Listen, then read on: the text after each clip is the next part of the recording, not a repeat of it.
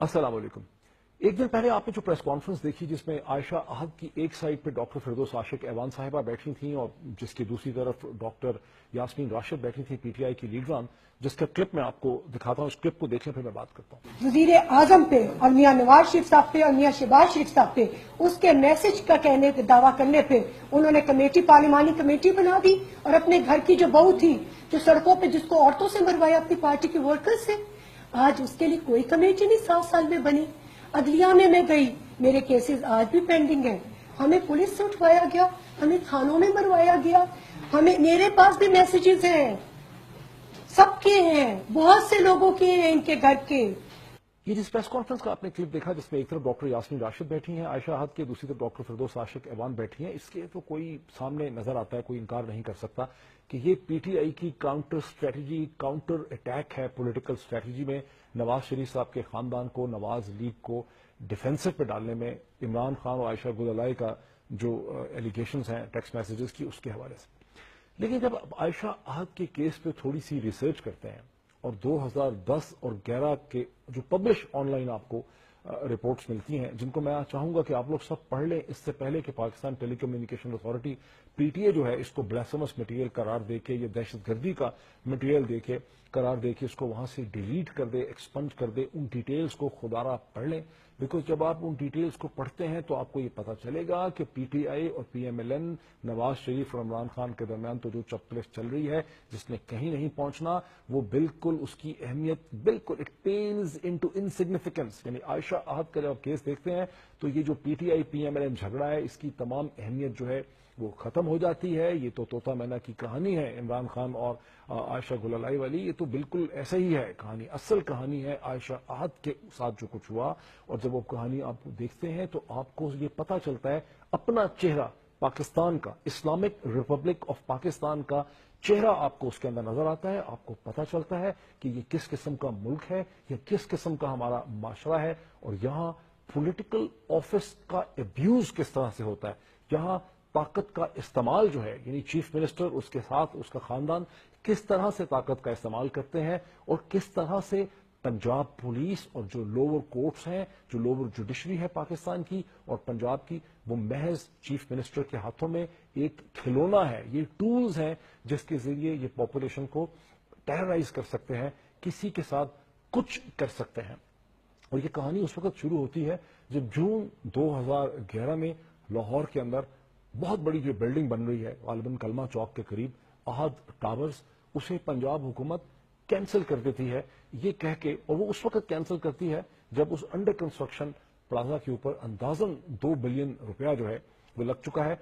पंजाब हुकूमत ये कह के उसको कैंसिल करती है कि ये बाय लॉज की खिलाफवर्जी है। लेकिन असल बैकग्राउंड आप जब पढ़ते हैं आपको पता चलता है कि असल बैकग्राउंड ये है कि अहद मलिक जो पहले पीएमएलएन के किसी जमाने में एमएनए थे, फिर पीएमएलक्यू ज्वाइन कर लेते हैं, और जो फिल्म प्रोड्यूसर भी हैं, बड़े बिजनेसमैन भी हैं लाहौर के, वो टावर बना रहे हैं। और वो और उनकी वाइफ जो हैं रिफत अहद जो हैं, वो मसलसल ये पैगामात प्राइवेटली भिजवा रहे हैं शहबाज शरीफ साहब को और हमजा शरीफ को कि उनकी साहिबजादी के साथ हमजा शरीफ ने एक प्राइवेट निकाह कर रखा है सितंबर 2010 से, जिसे लेजिटिमाइज करने और आयशा अहद को उस खानदान के अंदर उसकी जगह देने की जरूरत है। उन्हीं दिनों में गालिबन हमजा शरीफ को यह भी पता चलता है कि आयशा की बेटी जो है माहिनूर जो है, माहिनूर ने अपने स्मार्टफोन के जरिए एक वीडियो भी बना रखी है जिसमें वो जो प्राइवेट निकाह है वहां पे जो मंजूर है उसकी वीडियो जो है वो मौजूद है। तो पहले केस बनता है, पहले तो बिल्डिंग कैंसिल होती है, फिर सितंबर 2011 में आयशा अहद के खिलाफ पंजाब पुलिस एक मुकदमा लेकर आती है, एक एफआईआर लेकर आती है, जिसमें एक फिलिपिनो मेड की तरफ से ये एफआईआर है कि आयशा अहद ने फिलिपिनो मेड के बच्चे को अगवा किया है और तावान भी लिया है। और ऐन उस वक्त में अक्टूबर के पहले हफ्ते में जब आयशा अहद को एक सेशन कोर्ट से बेल हो जाती है, कोर्ट अभी रिसेस में जाती है, तो पंजाब पुलिस एक और मुकदमा जो है वो दायर करती है जिसमें इंसदादे दहशतगर्दी की शिक 365A लगाई जाती है आयशा अहद पे। और आयशा अहद और उसकी बेटी माहिनूर जो उस वक्त 16 बरस की है, उनको कोर्ट के अहाते से पंजाब पुलिस उठाती है, एक वैन में डालती है, एक थाने में ले जाती है, फिर इंसदादे दहशतगर्दी की कोर्ट के सामने पेश करती है, जहां एक बदनामे जमाना करप्ट जज बैठे हैं ATC کے طاہر پرویز ان کا نام ہے، جو عائشہ احد کا 10 دن کا فزیکل ریمانڈ دیتے ہیں۔ عائشہ احد کی مار پیٹ شروع ہوتی ہے، اس پہ تشدد ہوتا ہے، معاملہ لاہور ہائی کورٹ تک پہنچتا ہے۔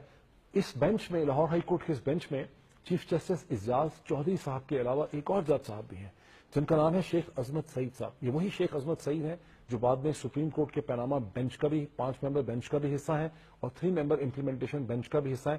اور اب آپ کو سمجھ آتی ہے کہ جب سپریم کورٹ کے جج صاحبان کہتے ہیں کہ شریف خاندان، تو ایسا لگتا ہے نواز شریف صاحب جو ہیں یہ ایک مافیا ہے، اٹالین مافیا کی طرح ہے یا سسیلین مافیا کی طرح ہے، تو اس کی وجہ کیا ہے اور جج صاحبان کو کیا کچھ پتا ہے اس سیاسی خاندان کے کرتوتوں کے حوالے سے، اور پاور اور ابیوز یا ان کی پینیٹریشن کتنی ڈیپ ہے۔ باہر لاہور ہائی کورٹ جو ہے وہ یہ بڑی حیران ہوتی ہے کہ پنجاب پولیس نے عائشہ احد کے اوپر انسداد دہشت گردی کی 365A کس طرح سے ڈال دیا ہے اس کیس کے اندر۔ اور پھر وہ یہ بھی حیران ہوتی ہے کہ جب پولیس نے تو فزیکل ریمانڈ مانگا نہیں ہے، تو جو اینٹی ٹیرر کورٹ ہے، انسداد دہشت گردی کی عدالت ہے، اس نے عائشہ احد ملک کا فزیکل ریمانڈ کس طرح سے دے دیا ہے۔ عدالت بیل پہ عائشہ احد کو رہا کرتی ہے، میڈیکو لیگل کیس ایگزامینیشن کا آرڈر دیتی ہے۔ سروسز ہاسپٹل لاہور جو جیل روڈ پہ ہے، وہاں کے جو میڈیکل سپرنٹینڈنٹ ہیں وہ اپنی رپورٹ میں بتاتے ہیں کہ عائشہ احد کو نہ صرف گھونسوں، مکوں، تھپڑوں سے اور ککس کے ذریعے مارا پیٹا گیا ہے، بلکہ پولیس نے لکڑی کی راڈز کے ذریعے بھی اس کو مارا ہے اور اس کے جسم پہ 15 کے قریب نشانات ہیں۔ عدالت احکامات کرتی ہے پولیس کے خلاف انویسٹیگیشن کرنے کی، ATC کے جج ہیں ان کے خلاف انویسٹیگیشن کے احکامات کرتی ہے، لیکن ہمیں آن لائن میڈیا سے کچھ نہیں پتہ چلتا کہ عدالت کے ان احکامات کے بعد اینٹی ٹیرر کی جو جج ہیں طاہر پرویز، ان کے خلاف کیا ہوا، پولیس کے خلاف کیا کارروائی ہوئی۔ ماہ نور یہ بھی بیان دیتی ہے اس وقت میڈیا کے سامنے اور عدالت کو بتاتی ہے کہ کیسے ذوالفقار چیمہ غالباً جو پولیس آفیسر ہے، اس نے ماہ نور کو بہت مارا اور مارتے مارتے مسلسل یہ کہتا تھا کہ میں اس وقت تک تمہیں مارتا رہوں گا جب تک تم اپنی ماں کو یہ کنونس نہیں کرو گی کہ وہ حمزہ شریف جو ہیں، جو حمزہ صاحب ہیں، ان کے خلاف جب تک یہ بولنا بند نہیں کرے گی اور یہ لکھ کے ہمیں نہیں دے گی کہ دوبارہ یہ ایشو جو ہے وہ ریز نہیں کرے گی۔ یہاں سے آپ کو یہ بھی پتہ چلتا ہے کہ 2014 میں جو اپلیکیشن ہے عائشہ احد کی، جسے ایک سیشن کورٹ ڈسمس کر دیتا ہے، وہ کہتا ہے کوئی ثبوت نہیں ہے، وہ بھی کیا بیک گراؤنڈ ہوں گے کہ عائشہ احد جو ہے وہ عدالت میں نہیں جا سکتی۔ جب یہ ساری مار پیٹ کا سائیکل ہوتا ہے 2011 کا، تو پھر بہت سے عرصے کے لیے، بہت سے مہینوں کے لیے عائشہ احد پاکستان چھوڑ کے باہر بھی چلی جاتی ہے اور پھر جب واپس آتی ہے تو اپنے لیے پروٹیکشن مانگتی ہے۔ یہ تو ایک بیک گراؤنڈ ہے اس ساری چیز کا۔ یہ مسئلہ اکتوبر 2011 میں پاکستان کی پارلیمنٹ میں بھی اٹھتا ہے۔ کیوں اٹھتا ہے؟ بیکاز MQM کے اس وقت تعلقات PMLN کے ساتھ برے ہیں اور MQM کے ڈاکٹر فاروق ستار اس ایشو کو وہاں پہ اٹھاتے ہیں کہ عائشہ احد کے ساتھ جو کچھ ہوا یہ ابیوز ہے پولیٹیکل آفس کا، کہ یہ ایک MNA ہے، یہ شہباز شریف صاحب کا چیف منسٹر پنجاب کا بیٹا ہے۔ اور وہاں پہ PMLN اور PPP دونوں متحد ہیں، یعنی خورشید شاہ صاحب اور جو لیڈر ہیں اس کے مہتاب عواسی صاحب PMLN کے، وہ یہ کہتے ہیں کہ یہ پارلیمنٹ جو ہے پاکستان کی، وہ اس قسم کے ذاتی مسائل اور خاندانی مسائل اور پرسنل ایشوز جو ہیں، پرائیویٹ میٹرز ہیں، ان کو ڈسکس کرنے کے لیے نہیں بنی۔ یہاں پہ بڑے بڑے ایشوز جو ہوتے ہیں نیشنل امپورٹنس کے، وہ ڈسکس کیے جاتے ہیں۔ ذرا آپ غور کیجئے کہ یہی سب پارٹیز وہاں پہ ایک ریزولوشن پاس کرتی ہیں اور وہ ریزولوشنز جو ہیں اس میں یہ کہا جاتا ہے کہ یہاں پہ جو ٹیکسٹ میسیجز ہیں عائشہ گلرائی کے، ان کے لیے ایک ریویو کمیٹی بننی چاہیے، یہاں اخلاقیات کی کمیٹی بننی چاہیے۔ تو آپ کو یہاں بھی پتہ چلتا ہے کہ منافقت کے پاکستانی سیاست میں کس قسم کے اسٹینڈرڈز ہیں۔ تاہم اکتوبر 2011 میں ڈاکٹر فاروق ستار صاحب کی کوئی نہیں سنتا۔ ڈاکٹر فاروق ستار صاحب کے خلاف مظاہرہ ہو جاتا ہے PMLN کا، ان کا مائک جو ہے، وہ پیپلز پارٹی کے اسپیکر ہیں، وہ پارلیمنٹ میں ان کا مائک جو ہے وہ بند کر دیتے ہیں۔ یہاں ایک اور ایشو بھی آپ کے سامنے آتا ہے۔ گزشتہ چند دنوں سے آپ نے دیکھا کہ پاکستان کی جو وومن آرگنائزیشنز ہیں، جو وومن ایکٹیوسٹ ہیں، جو فیمنسٹ ہیں، جو ہیومن رائٹ آرگنائزیشنز ہیں، بہت سے وکلا خواتین ہیں، بہت سی سیلیبریٹیز لیڈیز ہیں، انہوں نے سینکڑوں ٹویٹ کیے ہیں عائشہ گلرائی کے ساتھ کیا ہو رہا ہے، کس طرح سے عورت کا سٹیٹس اور پاکستان میں محفوظ نہیں ہے۔ اور ٹیلی ویژن پروگرامز کے اندر آ کے ان خواتین نے، جس میں ممبر اسمبلی بھی ہیں، انہوں نے انتہائی غم و غصے کا اظہار کیا، بڑی وہ رنجیدہ ہیں اس معاملے میں۔ لیکن جب عائشہ احد کی سٹوری 2011 سے جو چل رہی ہے، اس کے اندر آپ ان کے ٹویٹر ہینڈل نکال کے دیکھیں، اخباروں میں ان کے کالم دیکھیں، ٹیلی ویژن پروگرام دیکھیں، تو آپ کو کوئی ایویڈنس نہیں ملتی کہ انہیں کوئی غم و غصہ ہوا ہے یا انہیں کوئی پرواہ ہے کہ عورت کے ساتھ پاکستان میں کیا ہو رہا ہے۔ حالانکہ جو کچھ عائشہ احد کے ساتھ ہوا وہ تو کھلم کھلا ایک ابیوز ہے، نہ صرف عورت کا بلکہ پولیٹیکل آفس کا، سیاسی طاقت کا خوفناک ایبیوز ہے، لیکن یہ سب خاموش ہے. اس سے آپ کو ان کے بارے میں کیا پتا چلتا ہے؟ اس سے اس شک کو تقویت ملتی ہے کہ پاکستان کی جو ہیومن رائٹ آرگنائزیشن ہیں، وومن آرگنائزیشنز ہیں، بہت سی اس قسم کی جو این جی اوز ہیں، یہ در حقیقت اپنے پرنسپلز کے ساتھ کمیٹڈ نہیں ہے. اور یہ جو بھی تھوڑا بہت کبھی کبھی شور مچاتے ہیں کسی ایشو کے اوپر، وہ پولیٹیکل پرپزز کے لیے مچاتے ہیں، بیکاز اس سے انہیں ویزیبلٹی ملتی ہے، انہیں ان کی ایک پبلسٹی ہوتی ہے، بین الاقوامی ذرائع ابلاغ، ڈونرز، ڈیولپمنٹ باڈیز کے سامنے ان کو اپنے آپ کو لیوریج کرنے کا موقع ملتا ہے. لیکن در حقیقت یہ اپنے سیاسی انٹرسٹ کے ساتھ لنکڈ ہے، وابستہ ہے. اسٹیٹس آف وومن جو ہے، یہ عورت کی پلائٹ کیا ہے پاکستان میں، اس سے ان کا کوئی تعلق نہیں.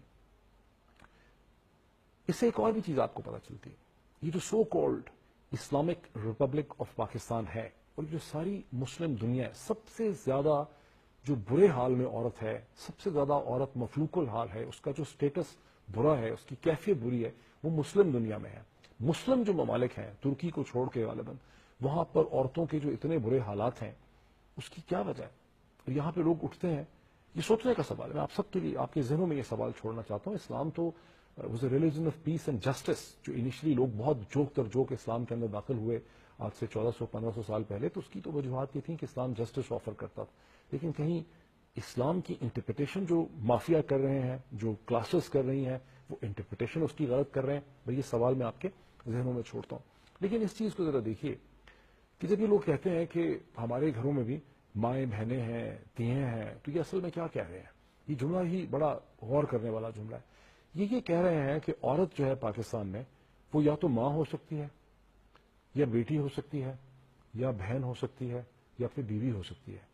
ان 4 رولز کے علاوہ عورت اپنی ذات میں عورت کی حیثیت سے ایز اے وومن جو ہے، وہ اس کا رول ہی نہیں ہے، اس کا کوئی رول ڈیفائنڈ نہیں ہے. جیسا آدمی ہو سکتا ہے، اس طرح سے عورت نہیں ہو سکتی. سو عورت اگر انٹرپرنر ہے، یا بزنس وومن بننا چاہتی ہے، یا آزاد ہونا چاہتی ہے، یا اپنی زندگی اور اپنے جسم کے بارے میں، اپنی لائف اور اپنے مستقبل اور فیوچر کے بارے میں فیصلے کرنا چاہتی ہے، تو اس کی ان فیصلوں کی یہ معاشرہ جو ہے اسے اجازت نہیں دیتا. یہ معاشرہ اس کو ان 4 رولز میں ہی دیکھنا چاہتا ہے. اور سب سے بڑی بات ہے، عورت کو محبت کرنے کا، پیار کرنے کا، لو کا جو رائٹ ہے، وہ یہ معاشرہ نہیں دے رہا. یہ ایک سینٹرل بنیادی مسئلہ ہے. She doesn't have the right to love and doesn't have the right to decide for own future. بہرحال وے فارورڈ کیا ہے عائشہ احد کی اسٹوری؟ عائشہ احد کی اسٹوری جو ہے وہ پی ٹی آئی اور پی ایم ایل این کی جو یہ لڑائی ہو رہی ہے فضول سی، اس سے بہت بڑی ہے. عائشہ احد کی اسٹوری ہے پاکستان میں پولیٹیکل آفس کے ابیوز کی، پولیس کے ابیوز کی، لوور جوڈیشری اور پولیس کو سیاسی ٹولز کے طور پہ استعمال کرنے کی. یہ وہ چیز ہے عائشہ احد کا جو سیگا ہے. یہ بنتا ہے کہ اس کی پارلیمنٹ میں انویسٹیگیشن ہو، اس کی سپریم کورٹ کے لیول میں انویسٹیگیشن ہو. اس پہ اگر جے آئی ٹی بنے تو اس پہ جے آئی ٹی بنتی ہے. پاکستانی میڈیا کو اس پہ انویسٹیگیٹ کرنا چاہیے. میرے الفاظ پہ نہ جائیں، میرے بارے میں تو آپ کہہ سکتے ہیں کہ یہ تو جناب اس کے تو ویسٹڈ پولیٹیکل انٹرسٹ ہے. اپنا لیپ ٹاپ اور کمپیوٹر کھولیں، اس میں عائشہ احد کیس یا عائشہ احد ٹائپ کریں اور پڑھیں. 2011 میں پاکستان کی ویریس آن لائن پبلیکیشنز ہیں، اس پہ کیا لکھا ہے. اپنا چہرہ دیکھیں، شرم کریں، اللہ سے معافی مانگیں اور سوچیں کہ کیا کرنا چاہیے. Thank you.